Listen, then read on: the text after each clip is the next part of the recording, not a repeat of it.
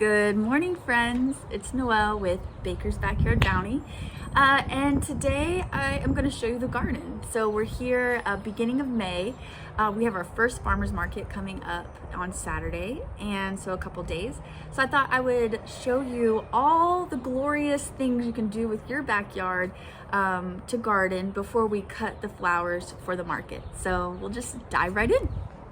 So this was actually the first flower bed we ever made in our backyard years ago, and we made it a perennial bed, which means we use plants that come back year after year. It's a really cost-effective way to garden. They do tend, I've noticed, to cost a little more at the nursery, but it's well worth bang for your buck with flowers that continue to come back year after year. So all of this lime greeny looking shrubbery is actually a perennial called Greg's Mist, and it has like this airy purple flower that comes up. It's great filler for our bouquets, but it's pretty invasive. Like, it started as one plant and it's just spread, so we've actually been actively pulling it out because we want to replace it with some more annuals, actually, like snapdragons. Those are snapdragons. This is a perennial I'm growing for the first time this year called Liatris, and it's beautiful dried as well as in bouquets. And so this one will be going into a bouquet at the farmer's market. You want to harvest it when about half of the flowers are open. If you want to dry it, then you just wait until about 3/4 of the flowers are open. So that is paired next to yarrow. Yarrow is a perennial, comes back year after year, and it actually spreads. I got this yarrow as a mix, and you can see our blackberry bush has just also taken over. Maybe could have done some better planning with that. That's okay. And so this yarrow has just a variety of colors. I really love this pastel pink. So these will be going into our bouquets. Oh my gosh, yesterday Lily was stung by her first wasp, and I think it was pretty traumatic. Oh, that's such a feeling, but we like wasps in the garden. I don't mind them at all. Down here we have, these are like what we consider black-eyed Susans, Rudbeckia, and so they come back year after year, and these are just a beautiful sunshiny yellow. The plants look really healthy. I'm just waiting for the flowers to come in.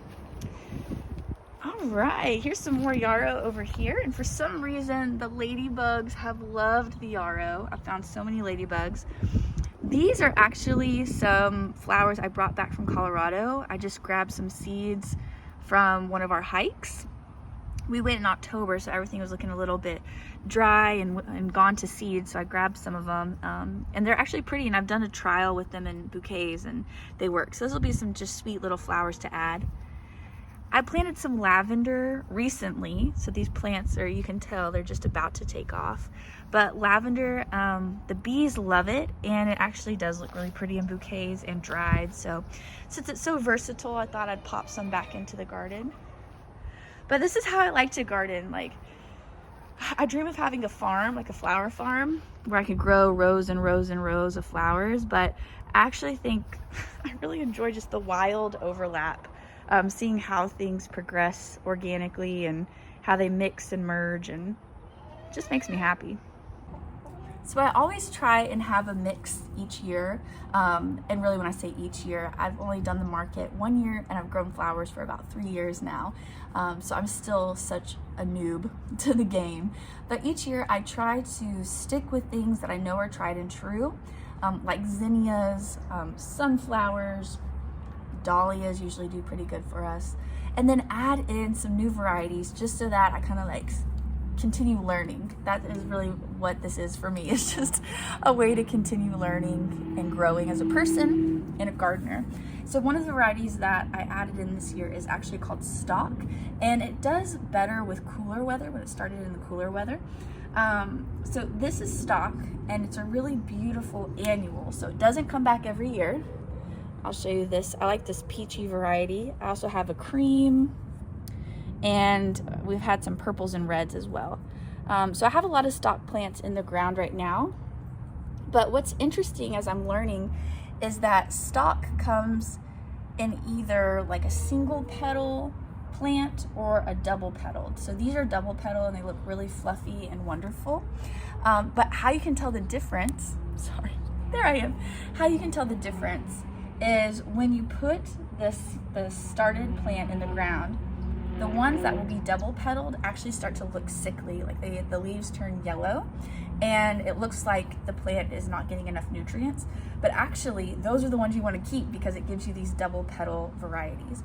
The ones that look healthy and green are going to be your single petaled plant. And so you can plant a whole field of stock and about half of them will be double petaled of the same packet of seeds, mind you, and half will be single petaled. So that's something interesting to know. I don't have a big enough yard to grow a whole field so that I can ensure I get all double petaled. So I've put all my plants in the ground and I've let all of them flower. And the single petal are just fine. They're just really not like a statement piece. Like if I had my way, I'd want all double petaled. So anyway, it's just a fun little tip about stock. So I'm starting with the flowers just because they catch my eye and they're fun to talk about. But we also have veggie beds, and so I'll go over those as well in just a minute. So right up front, these are poppies. So you can see their little heads. And I should have filmed before I did it, but I trimmed all the poppies off today. They're actually these really beautiful red poppies with a black center. I'll show you the cut flowers inside, but yeah, the heads are so sweet. They just droop down until they're ready to pop and they go upright. So poppies are an interesting cut flower because when you cut them, they actually emit some sap, and that sap will make them wilt like within the day. So you have to cauterize the tip of them, which means you burn it essentially. So I hold them under a flame on my lighter for like 30 seconds or so, and it keeps them fresh in the vase. So it's just so cool learning all these little tips and tricks. Here I have straw flower beginning to bloom. Straw flower is really interesting. Can you hear that? Like the petals are like paper. It's really interesting, and they're great dried. So you actually want to cut them when they're not fully open, and they'll continue to open, but they're a great dried flower. I'm gonna use them as a cut flower. So I have quite a few of those plants, and it's just a mix. So like those are a deep purple. This will be like a more pastel pink. Here I have, oh, this is a fun little one. This is a filler. What is this called? Oh, the name escaped me. Nuts. But it had, oh, kiwi blue honeywort. That's what it is. It has these sweet little flowers that actually turn blue. So this is kiwi blue honeywort, and it's just a fun filler. It grows in a unique kind of fashion where it has a stem with these downward turned flowers. So it's just kind of romantic looking. Bachelor buttons out the yin yang. I'm just waiting for them to pop. This is a variety of colors. This is my favorite. It's kind of the silvery purple, but we also have this bright blue coming in hot. Gerber daisies. This is actually a plant I got when I worked at the school district, and I popped it in, and it has just been profuse with flowering. So I cut those frequently, and it's looked really nice and healthy. So thank you, Forney ISD. This is a lone ranunculus plant. I planted about 25 of these in this bed, and my chickens scratched them all up this fall. So this was the only one that remained. And yeah, they're pretty wet right now, but they're just beautiful. If you could grow ranunculus, do it. My garden roses are starting to sort of peter out. We've cut a lot of these bad boys, but this plant actually has a disease, Rose Roselle, which makes it like that witch's broom type situation. So this will probably be the last year for this bad boy. You can see the flowers are starting to turn and pale. So sad, but that's part of gardening where you gotta let go. So last year we had a horrible year with dahlias. I don't know exactly what it was. As I recall, yes, the order of dahlia bulbs came in late due to like shipping delays with COVID, and so we got them in the ground a little later than usual from Eden Brothers, and all of them rotted. They just didn't take off. We got 0 dahlias, maybe one dahlia. So we wrote to Eden Brothers. We're like, hey, like we are doing everything right. We showed them pictures of the sites we planted them, how deep we planted them, and bless them, they sent us just a whole new order. And so this year we've already had multiple dahlias popping off, and it's much better. So I'm happy to report these will be making a debut at the farmer's market. I mean, how can you live a life without dahlias? And we have these bamboo poles here because they do get kind of tall and flop over, so we use those as support. I'm really excited about this one. As you can see, it's starting to open, should be ready by market, but it's like this iridescent gold and red. I mean, I see God in the flowers. Like, how could you not? This is incredible. Around the bend, this honeywort is taking off, so you can see that really pretty purple blue flower that comes off of it. These look really healthy. They'll peter out, so I'll have to do a succession planting of these. Cosmos coming in hot. So these don't last an incredibly long time in the vase. So rather than pick a single stem to use in bouquets, I'm actually going to do like a whole, I don't know how to describe this, branch. Yeah, more like a branch, and build the bouquet around that to see if that extends their vase life for me. I'm waiting on, that's starflower. This is sea holly, so that'll be like a blue spiky flower. So we try and get all different shapes and forms so that the bouquets stay dynamic and fun. We have marigolds starting to open up here. I have two varieties. This is just like some kind of hybrid golden marigold. These are like some French marigolds. I like the color. All right, over here are some really healthy looking snapdragons. And I don't know if it's all the rain or what, if they have root rot, but they've just started to slump. We have this netting here to keep the snapdragon flowers upright. As you can see, the flowers turn towards the sun. And just don't judge me. This is really sad looking. I mean, like, some of them are hanging in here, but they're just starting to peek out. But I don't know how this is gonna go. So much of this is like trial and error, trying to get the timing right. We want the flowers to open up not too early because we don't have a market to sell them at, but not too late because then the first market we're just chilling at our booth. So it's such a game in a way, but it's a fun one. So we move our chickens every couple weeks, so they always have fresh grass, which is kind of a pain, but I mean, like, they get fresh grass and we get really good eggs. Like, people love our eggs, and I'm so grateful for that. So we always just kind of rig some crazy kind of entrapment to keep them contained, knowing that we're gonna just move all of it in a couple weeks. But when you walk out our back door, this is kind of what you see: our chickens, and then our veggie beds, our perennial bed, and then I'll show you what's going on down the side bed in just a second. But if you watched our last garden tour, I guess that was like probably end of March, beginning of April, it should look very different. It does look very different.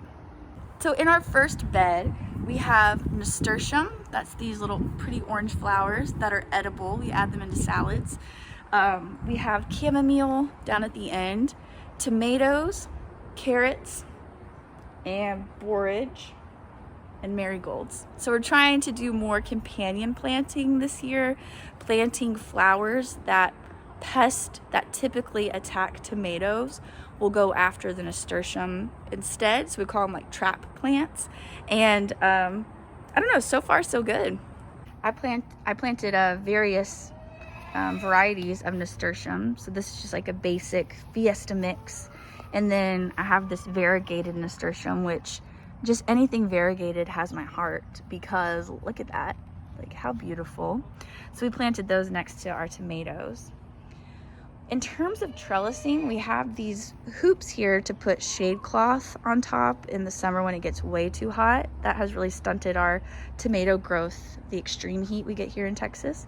But then we always rig these T-posts with, I don't know if this is like from the plumbing section perhaps, but we put these bamboo poles across, tie a string from the bottom of the tomato plant all the way up, and we just wrap the tomato plant around the string in order to trellis those, because tomato plants do not fit on tomato cages. If you are new to gardening, don't get duped.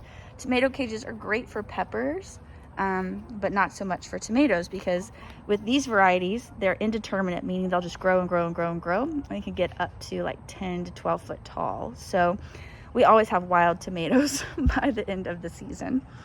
Here we have borage. I've never grown borage before. I believe it has like a blue flower, but it's supposed to be really good paired with tomatoes. We have carrots here, so carrots are a good companion plant to tomatoes. So let's see what we're working with. Oh yeah, baby, gold. So I have mentioned this in many a video, but gardening is always this yin and yang for me. I love the colors, the various varieties. I love trying new things. My husband is more about the tried and true, and so we meet somewhere in between. With carrots, I have tried, oh my gosh, probably like 12 to 15 varieties over the years, and we've had varied success with a lot of them. But this year we went with just a classic orange carrot, Danvers, because our kids enjoy carrots, especially with ranch dressing. We're from Texas, we can't help it. And so I really wanted to make sure we had a good carrot harvest now that they're getting into gardening and eating from the land. And this has not disappointed. So we put these starts in, oh my gosh, I can't even remember, maybe like February, March. And now we have we just keep pulling out these uniform perfect orange carrots. So I definitely recommend with your staple crops, just go with the tried and true. If you have enough land to experiment, to try a million different rainbow varieties, I mean, why not? But if you're gardening in your backyard like we are, we just have to be efficient. And so we're getting more efficient with our carrots. When we first put in our cinder block beds, we had a lot of questions of what do you grow in the holes? And we have grown onions in the past, mainly just to harvest green onions for baked potatoes and things like that. But actually our red onions have done really well in the holes. And so this is nice because we don't have to take up garden space with all of our onions. So the red varieties have done really good. We planted these as just little onion starts from Dixondale Farms. And as you can see, they're bulbing nicely, and we're gonna be able to use them. This is all chamomile here. It has just erupted, and I'm not mad about it. I've been picking it and dehydrating it for tea, which my kids love doing as well. But actually, I'm letting these flowers stay. I haven't harvested in a few days because you can use them as cut flowers. So I'm gonna use this as filler, and it just is so aromatic. This was a rogue black-eyed Susan, one of those Rudbeckia seeds that got over here, and it's literally in a cinder block. It's just doing well, so I'm gonna let it do its thing. From earlier this season, we've had Swiss chard, and so we love to use that in quiches. This is all garlic. So originally what was planted in here was just garlic, and as you can see, the garlic is almost ready to harvest. I think we harvest it when about 3/4 of the plant is yellowed, so we're getting pretty close. In the meantime, I went ahead and popped in some of my Seminole pumpkins, my center cut squash, so that they can grow as the garlic comes out. I'm trying to get better at succession planting. I thought about cleaning up my garden beds before I showed you this video, but we got grass. We always have grass. I'm just constantly picking grass. This is actually, I'm trying to grow corn this year. It is just a trial. I think the roots of corn are really shallow, so they kind of fall over. I don't know. I'm not a corn expert. I'm just letting you know I'm giving it a try. So the corn and squash, I'm hoping this will evolve into a corn squash, maybe some cucumbers, just one of those kind of three sisters beds. So that is bed number 2. We got chard, and this is our favorite squash. It's called a Romanesco squash, and I have one actually growing over here, so I'll show you. Okay, bed number 3. I feel like I'm on the dating game. As you can see, we have some taller hoops here, again for frost fabric in the winter, shade cloth in the summer. It's just rebar with some plumbing pipe put over. What is it? I'm trying to think of the weight of it. 1/4 inch maybe? Don't quote me on that. Okay, here is a Romanesco squash plant, and you can see this one's growing. We try not to let them get too big because we like eating them small. But it's just a solid squash. It tastes really good. It has a nutty flavor. It's been more resistant to the squash vine borers longer, and so that's what we like to grow. These were just some plant starts that I popped in the ground because I just didn't want them to die. This is a broccoli, and I think it's called a Romanesco broccoli. broccoli is actually an Italian crop. We have, which if you hear broccoli, dun, dun, dun, dun, that makes sense. This is purple cauliflower that we're growing, and it doesn't have a head yet. So we'll see if it gets too hot for these. My thing always is, you know, 100% guarantee you will not get a crop if you don't pop them in the ground. I have some okra growing that I popped in so that when the broccoli comes out and maybe we have to turn over the squash plants, the okra starts to take off, and that's usually about beginning of June, mid-June. I went ahead and put my pepper plants in. Again, when you're squished for space in a backyard, you got to get good at succession planting. So these peppers will start to explode once it gets a little warmer and these broccolis and cauliflowers come out. So I have jalapenos. They're jalapenos that are not hot. I have some bell peppers put in here, and then shishitos. We love shishitos. All right, so at the end of the bed, this is my three sisters' garden, and what it has is sunflowers, pole beans, so pole beans vine, they go up rather than bush beans, and cucumbers, which also vine. So I'm using the sunflowers as a natural trellis, and I hope you can see this, but you can see the beans starting to vine up and flower, so they're about to set fruit. We grow Kentucky Wonder pole beans. They're just like a tried and true bean, and then asparagus beans, which are longer noodles, but we found that we really like the flavor. They're really good cooked, and they're really long, and they grow fast, and so we can cut them up and get like 3 green beans out of 1 asparagus bean. So those are the 2 varieties, and then I'm growing 2 varieties of cucumbers, which are actually starting to vine too. The thing with Three Sisters Gardens is you have to get the timing right, because you put the sunflowers in first to get established, then the pole beans, they start to wrap up, and then the cucumbers or squash or melons. Like, you can do a combination really of any. But one thing that I am noticing is that the sunflowers are starting to shade the cucumbers, which for beginning of spring, you know, you really want your cucumbers to get as much heat as possible, but in the middle of summer, that would be a beautiful gift if the cucumbers could get some shade, because the pole beans, the cucumbers, the tomatoes, the squash, just everything gets so stressed by the heat. So this is my first year really doing this Three Sisters method. It's a Native American practice. And so we'll see, but so far everything looks really healthy and good. So I'm just gonna show you what's happening over here. See the pole beans wrapping up the sunflower. And then down here, you can see, well, let me find it for you. Hope you're not getting shaky cam. These are cucumbers, and the cucumbers are starting to wrap around the sunflower and come up. And there's a little baby cuke. So yeah, it's jam-packed. I'm extremely proud of how the garden's looking this year so far. Last year, I always underestimate how much we actually harvest, but for the amount of work we put in, I don't know, sometimes I just get discouraged when things peter out with the heat, but we're getting more and more wise about how to treat that with shade cloth and companion planting.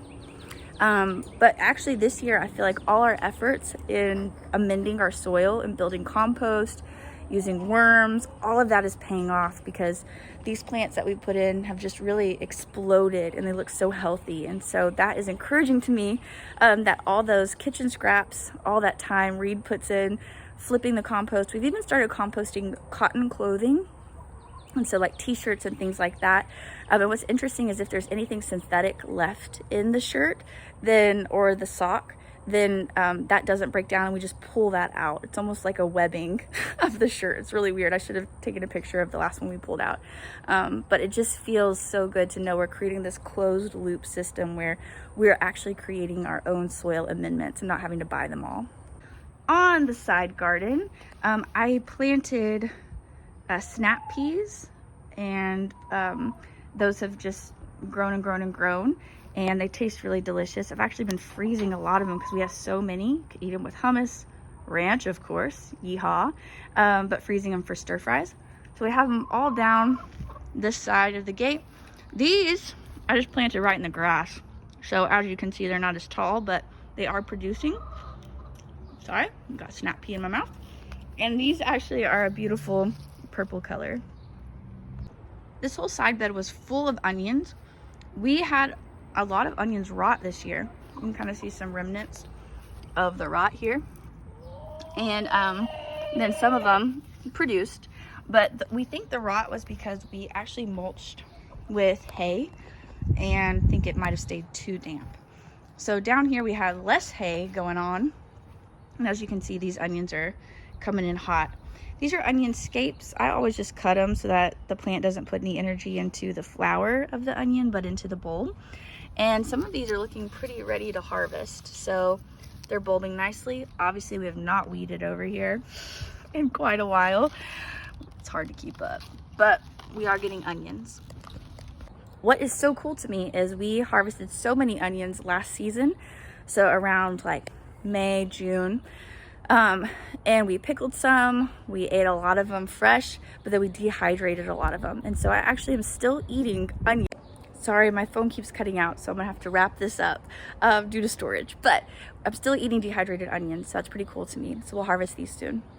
And finally, I'm at the end of our side garden. These are all rows of potatoes. We have purple, red, and Yukon Gold potatoes. You know, potatoes are ready to harvest when the flowers and the foliage start to die back. So we're not there yet, but we should have a really good harvest. These plants are nice and big, and Reed has done a great job mounding them. So you have to mound them every so often to continue having potatoes grow, because you don't want your potatoes in the sun. They turn green and aren't really edible. So you can grow so much food in your backyard. You just got to do it. And that is what I will leave you with today. Just do it. It is so revolutionary and empowering to be able to grow your own food. It tastes so much better. You get so much wildlife, and just it enriches our whole family. So thank you for hanging out with us. Next time I'll show you the new flower garden we put on the side bed that has our lilies, dahlias, peonies, hydrangeas. I'm sorry I don't have enough storage for that today, but stay tuned for that side bed flower garden. All right, may you find the bounty in your own life and all the beauty that it holds, and we'll see you soon.